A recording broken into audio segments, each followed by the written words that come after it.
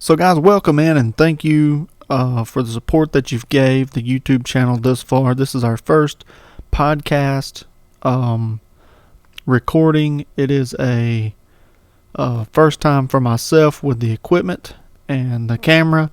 It will be uncut. It will be raw.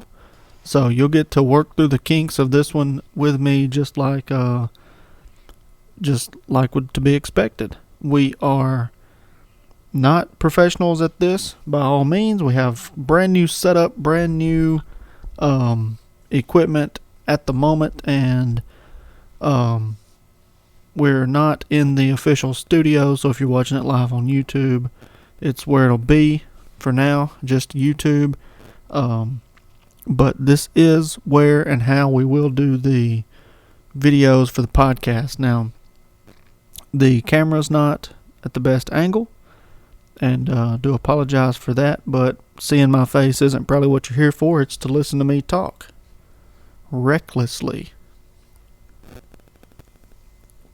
Now, this week was very eventful. There's plenty of opportunity for us to talk about a lot of things that was going on. I will not lie to you and say this is the first take. I sat here and recorded about a 32-minute video, and then the phone went dead. The camera went dead, and that's what we're recording off of. That's what this setup is meant for and made for. It's a pretty good setup. There's a couple of microphones, a couple of stands, and a couple of headsets. So I'll be wearing one of them on about every show, and then we'll be having some guests on. We got a couple of guests that we're already in talks with to come on to the show. I do want to record a couple because it's not always going to be about current events. It may be about drivers past and future drivers and what people have going on in their lives and different things other than just racing all the time. But it will be mainly based on racing and the current events at Sayre Speedway. Now, if anybody wants to come on, you're more than welcome. It does not matter what our past is, what our future holds. It all matters about the moment, and I'm open and willing to let anybody come on. The studio is going to be in the basement of my house, so we'll always have refreshments. We'll always have something to eat, and the door is always open. There's even a place you can park your car inside out of the weather if you need to, and it is wheelchair accessible. So anything that you need, I will have here at the house, and we will always accommodate the guest. Will be no money out of your pocket to come if you have to travel and you need any expenses covered. If I think you're exciting enough to say yes, come on and you can be on the show, then I will accommodate you, and we will agree to those terms before you come on the show or onto the podcast, however you guys want to say it. I can hear the haters now. Who does he think he is? Well, nobody's ever done this without starting for the first time, and that's what we're doing right now. We've got a pretty good setup. The only thing I need to practice doing is not breathing into the stinking microphone like I've done ever since I've been on the radio. Talk 99.5, I've breathed into the microphone. I've fiddled with things. I've touched things. Today, I'm actually working and producing and doing all of the equipment right here in front of me. I'm doing it myself. So you'll see me fidgeting. You'll see me looking around if you're watching the video of it. And you know what's the worst part about it is I have no idea what I'm doing, but it's turned out pretty good so far. We are going to be, like I said, raw and uncut on this first one. And that's how it'll be pretty much every time. And as long as it stays PG-13, I will not put it over into the editing software and bleep anything out. This I hope will be a platform to help grow racing. It's not going to be any type of bashing or anything like that, much like the other videos have been. It'll be my raw uncut opinion, and that's what it'll be every single time. It'll be my truth, my whole truth, and nothing but the truth. So help me God. That might have been a little bit too far out there. But so let's get right into the racing, let's get right into the events that took place this weekend at Sayre Speedway. I am going to adjust this microphone just a little bit, get it down some. Pardon the noise. But so like I said, thank you guys for tuning in. This is going to be a current event kind of segment here on the podcast that will be talking about the racing that took place Saturday night at Sayre Speedway. This is Monday, the Monday right after. So it was a crapshoot a couple of times, and it was a really good race at times, and the whole weekend was eventful. Now, here's where we are to start out. The Buzz race is one word. If I had to describe the Buzz race in one word, would have been congested. The track seemed to be backed up by a couple of slower cars. I don't know who they are. I do know it was the 07. And the 11 really wouldn't hold anybody up. He was out front running pretty decent, but a lot of the fast cars didn't wind up getting to him. But a couple of really good cars did get some abuse this week.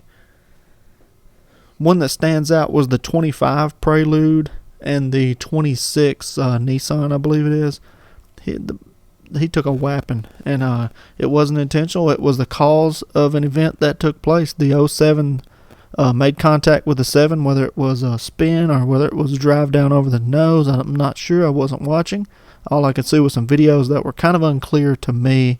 The angle from Naomi Jones was unclear, and the angle from the, I think it was the rooftop of TJ Deemer's car was from a GoPro video, live action there, was hard for me to tell, so I'm not going to have an opinion on whether it was a wreck or not a wreck there. But I do know that congested was the one thing that came to my mind watching TJ Deemer's race. Was there was a lot of fast cars that just got held up a little bit there. So I know there was some action. I know there was some talk the week before about adding some weight. I think the only car that had to add weight was the 7 car of man, I've talked about this guy multiple times this week, and I can't think of his name. But anyways, the 7 car, his name will pop into my head in just a minute, and then we'll know it's Jimmy Hudson. Jimmy Hudson, the 7 car, I believe, was the only car that had to add weight that was there this week. I don't think we ever got a good opportunity to see if it slowed him down or hurt him or helped him. Not sure if he got to practice with the weight in, and it is hearsay that he was the only one that had to put the weight in. I'm pretty sure there was a target on the 13 to have to add weight as well, and he didn't show up. I think he went down there to do some spectating at the dirt track.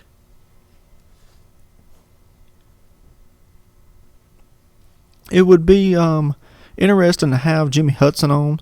I'll probably talk to him about it once he sees this video, if he sees this video, and if he cares to come on and give his opinion about the weight, about the rules.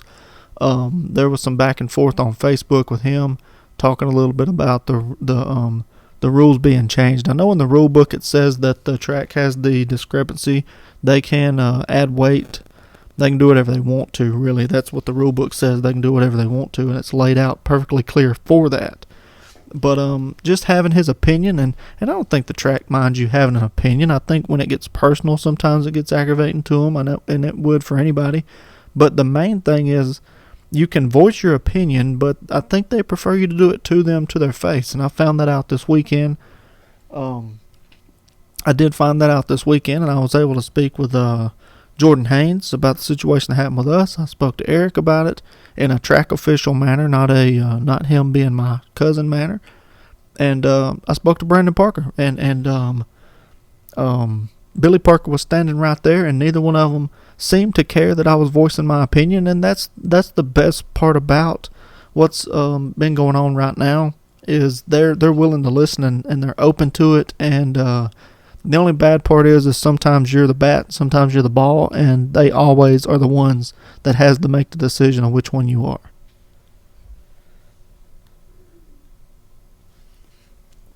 So getting into it with the Pure Street, like I said, the Buzz race was kind of congested. The Pure Street race was pretty wide open as far as Buddy Akins. He He ran a really good race. The 24, he ran a great race as well. They had some new parts on the car. They parked beside us every week, and I think they felt like it was going to help them, and it did. The car seemed to handle a lot better, and seemed to have the horsepower that it's always had. So I look forward to seeing Nate run more and more consistently throughout the year. He's doing a really good job. I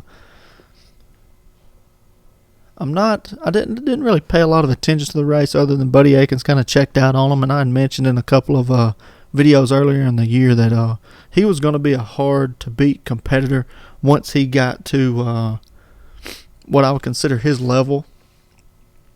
And he was underperforming earlier in the year, and then these last 2 weekends you kind of see that he's came into his element where he left off last year, and maybe even his first race ever in that car. So we know that's a good car. I'm pretty sure it came from Hunter Bobo, and it's a really good car, and now he's finally got it under him, and he's doing exactly what he needs to do and what he's going to do. The only thing I wish wouldn't have happened was Carter fall out.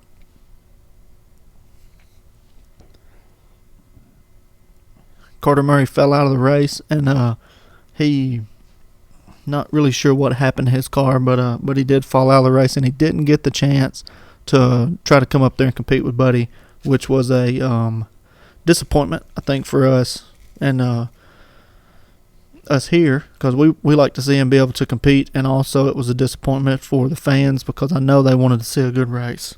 So that was one part of it, and that's probably the most exciting part about the Pure Street race was he fell out, and Buddy and Nate ran up front.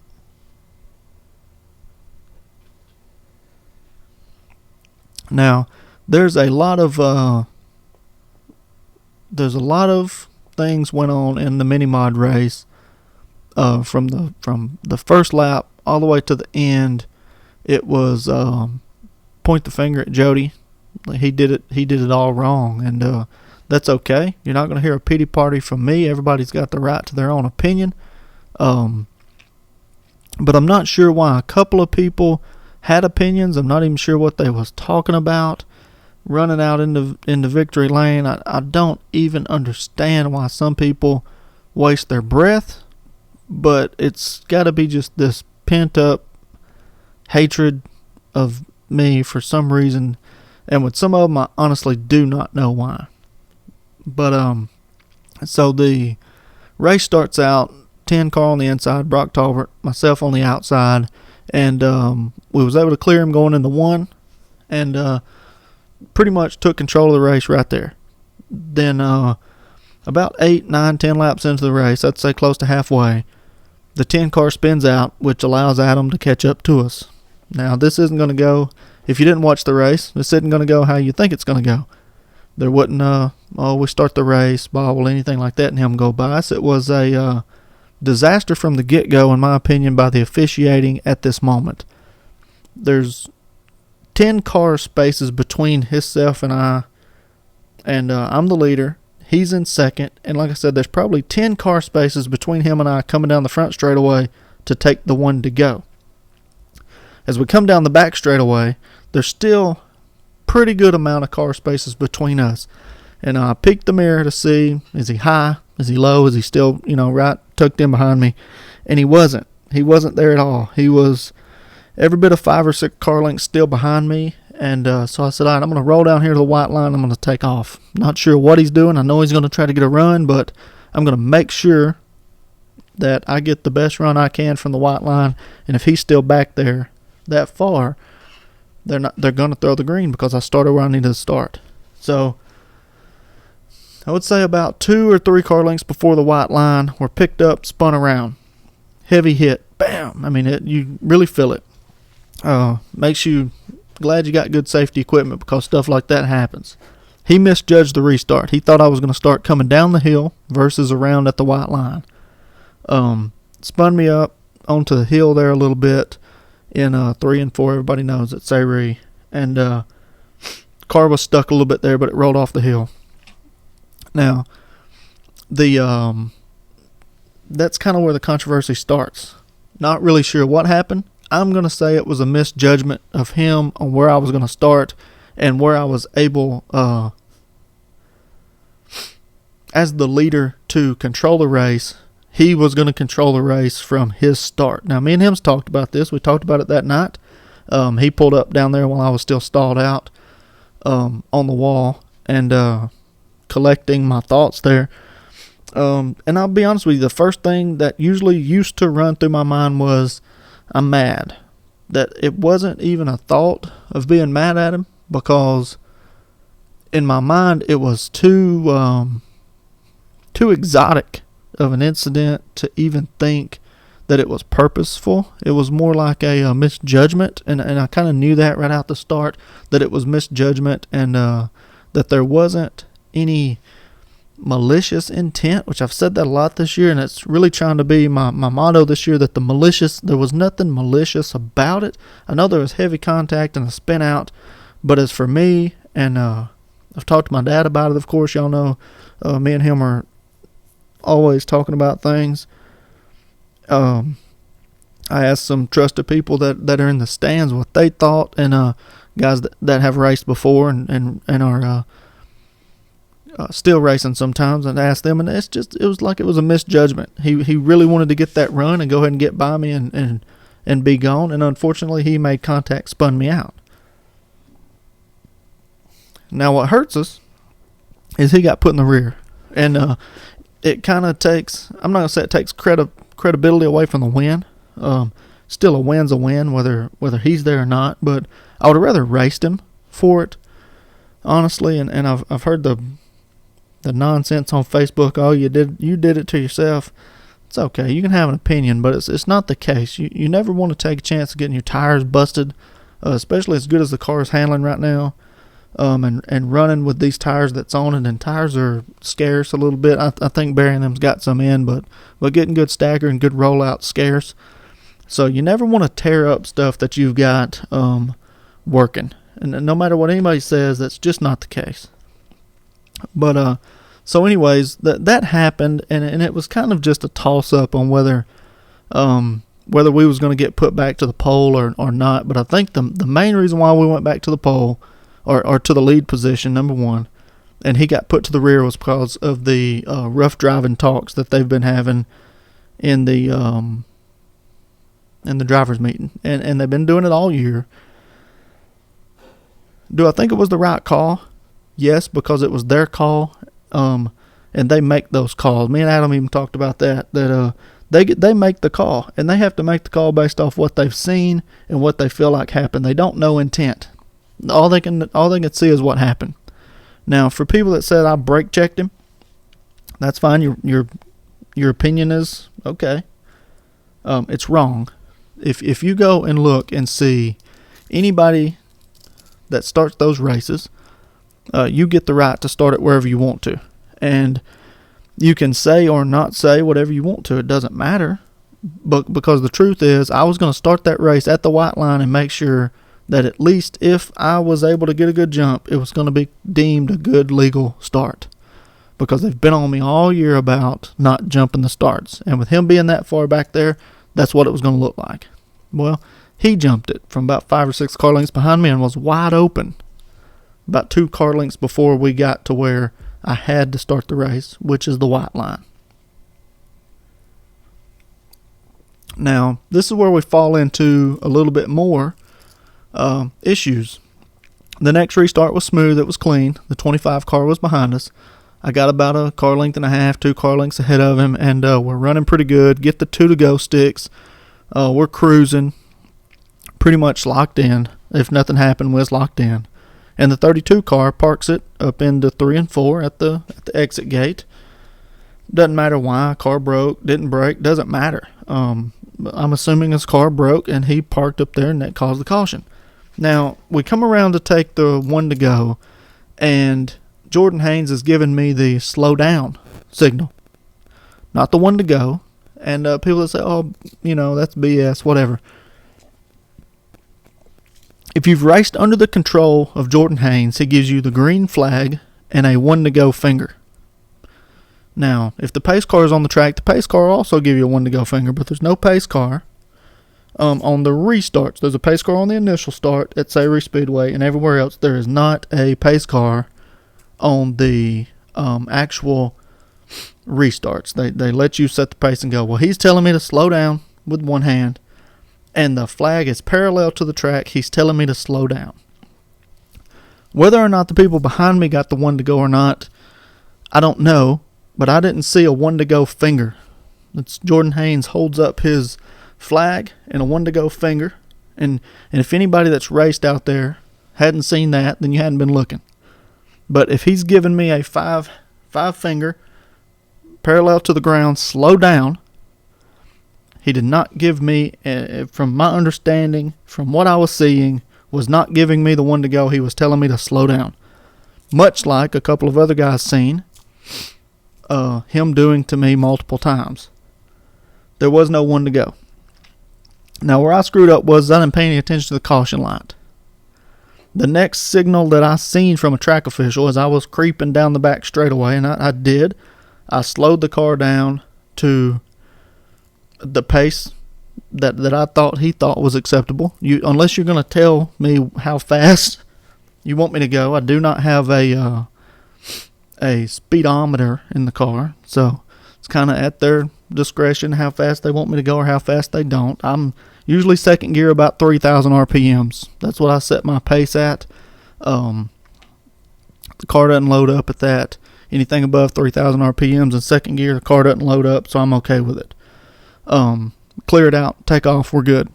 And that's where I've been. That's a lot of times with like with Brock setting the pace down the back straightaway. That's exactly where we was with him. It just seems to be that on my restarts it's not good enough, and that aggravates me a little bit.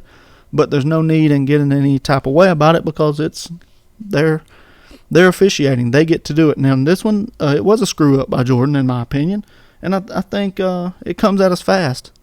He's telling me to slow down, then he's throwing the one to go, and I didn't see the one to go because I'm focused on him telling me to slow down. So that's what I did. I slowed down. And then we come around to take the green, and I didn't know we was taking it. Like I said, I did not see the one to go. And then, bam, I'm getting shoved. Now, I wish there was cameras, but there wasn't. And I wish my camera would have been in the car. I stuck my hand out the window to the 25 as to say, why are you hitting me? We're coming to one to go. Why are you hitting me? Now, unbeknownst to me, as I look up, because I'm not looking in the spot mirror anymore at him, the green flag's waving. So all I did was sidestep the clutch and took out. And if the green flag's waving, the green flag's waving. Whether I seen the one to go or didn't, he's waving the green flag. That means we're going to start racing. Now the shuffle behind me, it wound up being me, my dad, the 12 car, and then the 38, and then the 25. I'm not sure how many cars Adam was behind at that moment. I know he jumped a couple, but the green flag was out. So I think the only person you can't pass coming to the green is the leader.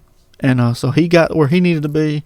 My dad got by the 25, and we're running 1-2, and then the 38-3 for the last 2 laps because it was 2 to go. So it was green, come back around to the white, come back around to the checkered. I do have GoPro footage of what happened on the front straightaway. I will not give it to anybody, and I will not expose it. People act certain types of way when things don't go their way at the racetrack, and it just happens. It's not a there's word for word, quote for quote, everything that got said within 10 feet of the car is on that video, and I will not put it out because it's not good for racing. I'm not going to give it to anybody. I'm not going to put it out to let people view it to boost the content on my page. Because people probably act the way they normally wouldn't act when things like that happen. And that happens to the best of us. So I hadn't really played it back but once. Didn't really hear anything that sparked my interest on there to comment on.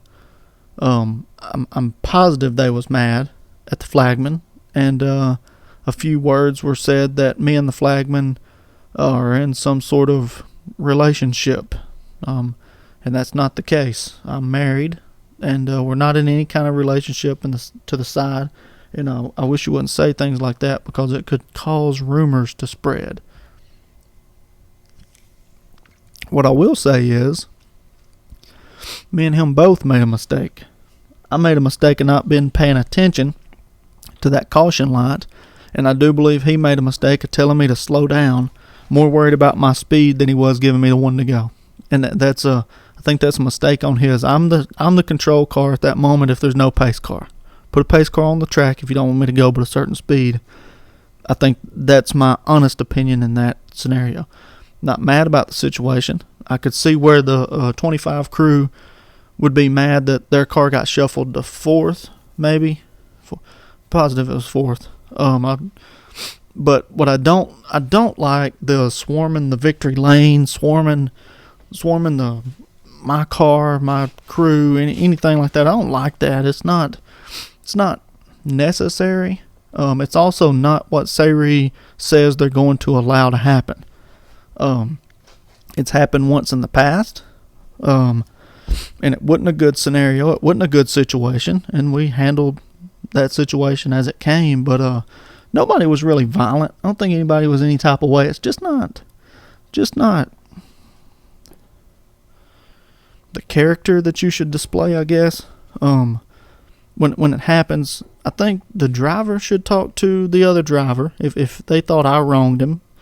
And then, at the end of the Sayre says at the driver's meeting, if you don't like something that happened, come up at the pay line and they'll be more than willing to discuss it with you. I think that's fair. Acting out of hand and running out on the track and this and that. Not that anybody usually does donuts. It's not NASCAR or anything like that. But somebody get ran over by a car that's not paying attention to it. Fans coming down. Crew members coming out on the track, stuff like that. It's just not what's supposed to be tolerated. And I don't think the lanes meant any harm to it, or the Owenses, however you refer to them. I don't think they meant any harm by it, no physical altercation, but just some of the words getting said, kids in the pits getting their picture took and stuff. It just is what it is. But to me, there's nothing about the situation that was good. The restart should have been waived, in my opinion. Even if it was a miscommunication between me and the flagman of what we was doing, all you have to do is waive that restart once we get down the front straightaway, and then reline us back up the way we was and go back at it. I think that's a 2-lap scenario. Everybody knows if they wave it back off, you go back to your starting position, coming back around, then you give the one to go, and then you start the race back over. Just as simple as that. But at the same time, if I'd have been watching that caution light and knew that it was off, that I was not paying attention to, none of it would have happened either. So I take as much blame in the scenario as I feel like Jordan should. If he even gave the one to go, because I didn't see it. I don't know that everybody else said they seen it or not, but it was the person that got the roughest part of it was Chase, and I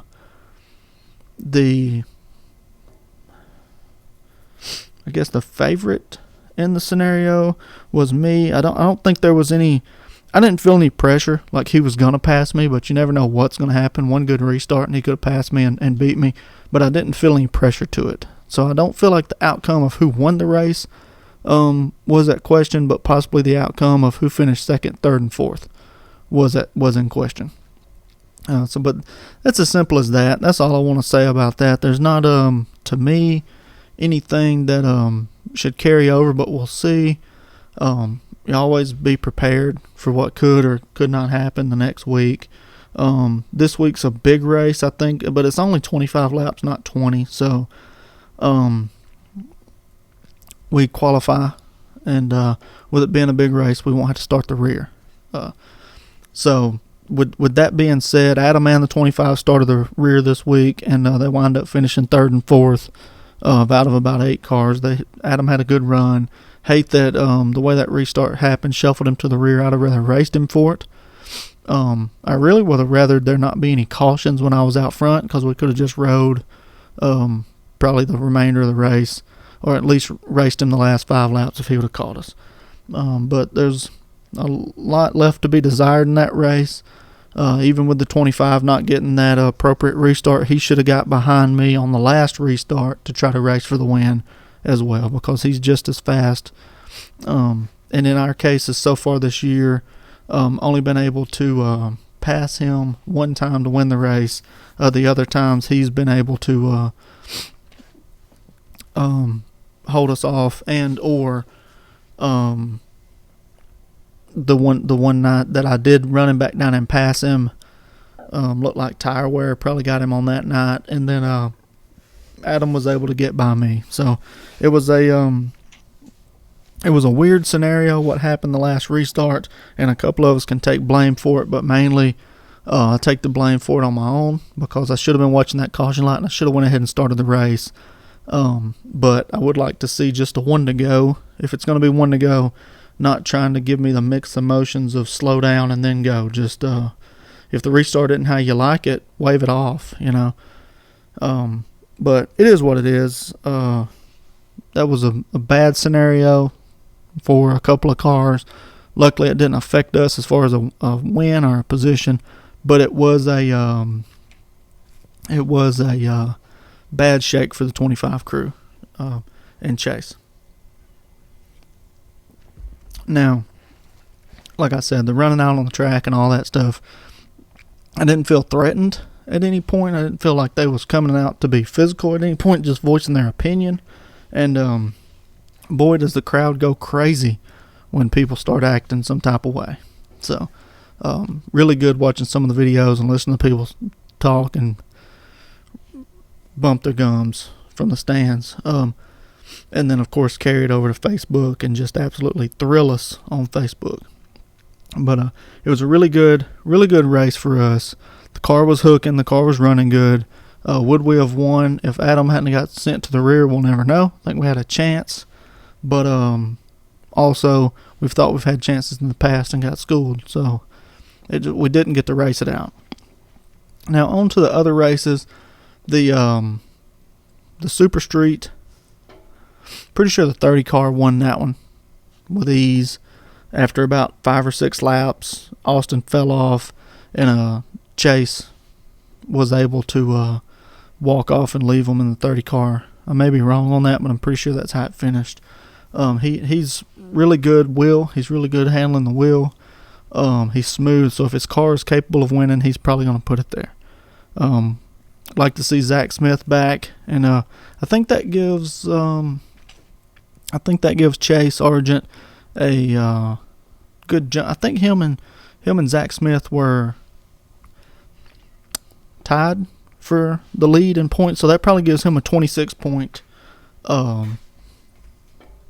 lead over Zach Smith since he won. This next week, being a big race, probably see Zach back. And then, we got, after that, right into the open wheel. Barry Martin started on the pole.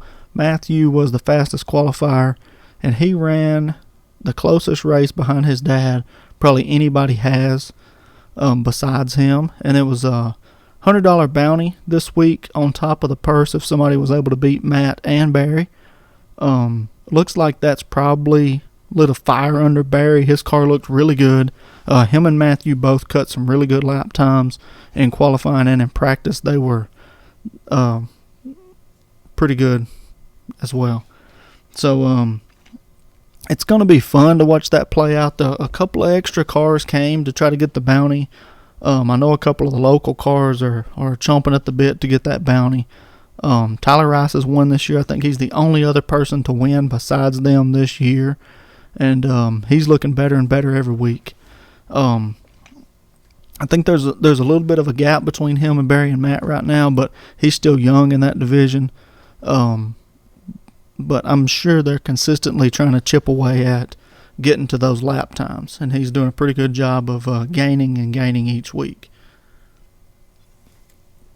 Now, the Road Warrior class was a different story this week than it normally has been. There was a lot of wrecking, a lot more wrecking.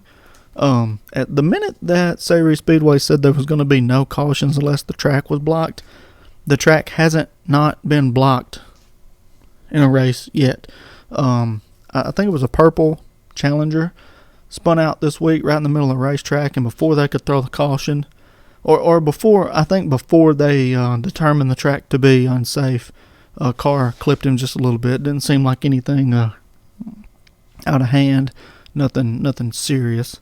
The 22 car, I believe, hit him. But then Billy Dill and I want to say that same purple car absolutely hammered each other coming down the front straightaway. And Billy Dill's whole right front strut tire, everything came off that car. Probably, I want to say that car is going to be a disaster to try to fix. Frame machine bound. If it does come back, it's going to have to be pulled. But it was a pretty rough looking wreck between those two guys, and I'm not sure that the Camouflage 13 Burton Campers Mojo Mobile will be back next week. If it is, it'll be a miracle if it turns. But it's always exciting to watch those guys race street cars and try to manipulate them around the track and be fast. Kenny Hogan's one that gets it pretty fast. Jared James runs pretty good. Billy's usually really good. He's been in that street stock. I don't really like to see him in the Road Warrior now. I'd like to see Jared James probably in a limited open wheel or something like what he's raced before, just to watch him compete at the highest level that they can compete. So I like seeing Billy in the street stock or the pure street, whatever you want to call it.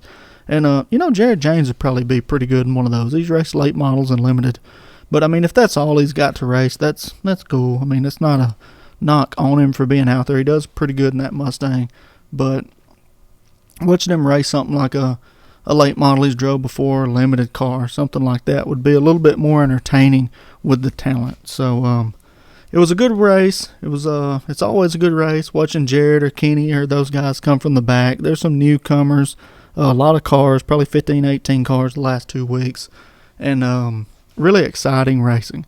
So you guys let me know who you think you'd like to see on the podcast. I'll try to work it in. Comment it below. If you stuck around to watch this much, I appreciate it. Like, subscribe to the channel. Let me know what you guys want us to do with the channel, and definitely who you'd like to see on as a guest. Once we get the podcast studio set up, like I said, we're in the basement of the house. It's the most controlled area that I have. We're going to have a backdrop and different things. It's not going to be the toolbox and the chest over here. It will be a backdrop in a controlled location, like I said, to try to keep the noise down. This is the best place I have. We'll try to accommodate any guests that you guys want on here to make it possible. We'll definitely travel expenses, things like that, we'll cover that. And if you guys want to be on the podcast, let me know. It's a 2-guest opportunity, myself and then a guest. It's a 2-person opportunity, myself and then a guest. And the equipment's set up and everything will be ready to go. We will change the camera view to be able to get both people in there or just the guest, depending on what looks the best when it happens. But until then, we'll continue to do the racing development news and maybe some hunting stuff later in the year once it gets to be that time of year. But there'll be 2 different podcast formats for that. But I do appreciate you guys tuning in. Like I said, let me know who you want on the podcast. And until next time, thanks for watching.